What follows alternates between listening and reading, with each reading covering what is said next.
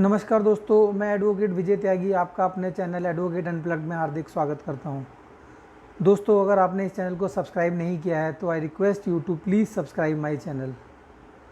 दोस्तों, आज हम बात करेंगे एग्जीक्यूशन के बारे में। एग्जीक्यूशन जो है सीपीसी का सबसे बड़ा टॉपिक है। यह सेक्शन 36 से लेकर सेक्शन 74 और ऑर्डर 21 जिसमें 106 रूल्स हैं उसके अंदर दिया हुआ है। दोस्तों, इससे बड़ा टॉपिक कोई नहीं है। बेसिकली जब हम सूट फाइल करते हैं और केस हमारे फेवर में डिसाइड हो जाता है तो हमको जो है वह डिग्री एग्जीक्यूट करानी पड़ती है ताकि जो हमारे को बेनिफिट कोर्ट ने दिए हैं वे हमको मिल सकें। दोस्तों, जिसकी फेवर में सूट डिसाइड होता है उसको डिग्री होल्डर कहते हैं और जिसके अगेंस्ट में डिसाइड होता है उसको जजमेंट डेटर कहते हैं। तो दोस्तों, डिग्री के बारे में हम जो हैं पहले ही वीडियो बना चुके हैं और उसमें जो डिग्री से रिलेटेड सारी चीज़ें हमने डिस्कस की हुई हैं। अगर आप चाहें तो उसको मेरे पिछले वीडियो में जाकर देख सकते हैं। दोस्तों, उसी प्रकार हमने ऑर्डर के बारे में भी बनाया हुआ है, आप चाहें तो उसे देख सकते हैं। दोस्तों, एग्जीक्यूशन डिग्री और ऑर्डर दोनों का हो सकता है। डिग्री जो बेसिकली आपको फिर भी नटशेल में बता देता हूँ, डिग्री जो है फॉर्मल एक्सप्रेशन है एडजुडिकेशन का, जो कि completely rights of the parties को डिसाइड करती है। और ऑर्डर जो है, जो कि सेक्शन 2 सब सेक्शन 14 में दिया हुआ है, वो फॉर्मल एक्सप्रेशन है कोर्ट का, जो कि डिग्री नहीं है। तो दोस्तों, सेक्शन 36 की हम बात करते हैं तो सेक्शन 36 बात करता है कि अगर मान लो जो भी प्रोसेस जितने भी ये सेक्शन 36 से लेके 72-74 तक या ऑर्डर 21 में जो दिया हुआ है वह सारा का सारा जो डिग्री के लिए है वह भी ऑर्डर्स पे भी अप्लाई होगा। दोस्तों, सेक्शन 37 बात करता है डेफिनेशन ऑफ द कोर्ट जिसने की डिग्री पास की। दोस्तों, आप सबसे पहले एक बात समझ लें कि एग्जीक्यूशन डिग्री की वही कोर्ट करता है जिसने डिग्री को पास किया हो, या आपको वह कोर्ट पास कर सकता है जिसके पास डिग्री एग्जीक्यूशन के लिए भेजी गई है। यह सेक्शन 38 में दिया हुआ है। अब दोस्तों, कोर्ट जो डिग्री को पास करता है, कोर्ट ऑफ फर्स्ट इंस्टेंस कौन सा है जो कि डिग्री को एग्जीक्यूट कर सकता है?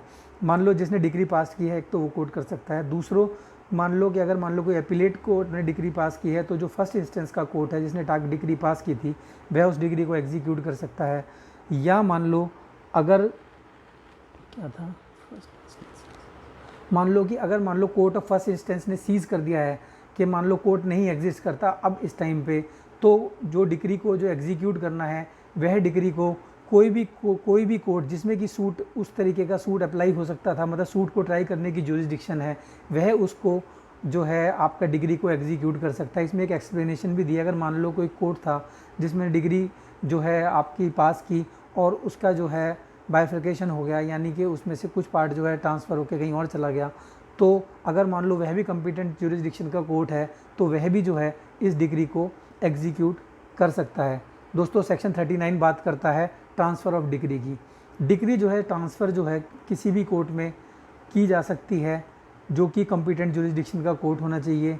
और जब भी डिग्री ट्रांसफ़र तब होगी जब मान लो कि सपोज़ करो आपने एप्लीकेशन, जो डिग्री होल्डर है उसने एप्लीकेशन लगाई, या कोर्ट सुओ मोटो भी कर सकता है, लेकिन एप्लीकेशन लगाई। अगर मान लो कुछ इंस्टेंस हैं जैसे कि मान लो जो जिसके अगेंस्ट में डिग्री हुई है, यानी कि जजमेंट डेटर जो है वह अपना बिजनेस जो करता है वह उस एरिया में करता है जो कि जिस कोर्ट ने डिग्री पास की थी उसकी जुरिसडिक्शन में नहीं आता।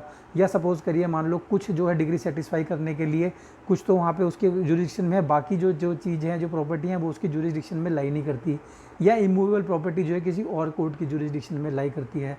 तो जो कोर्ट है वह जो है एप्लीकेशन पे या सुओ मोटो जो है डिग्री को ट्रांसफ़र कर सकता है।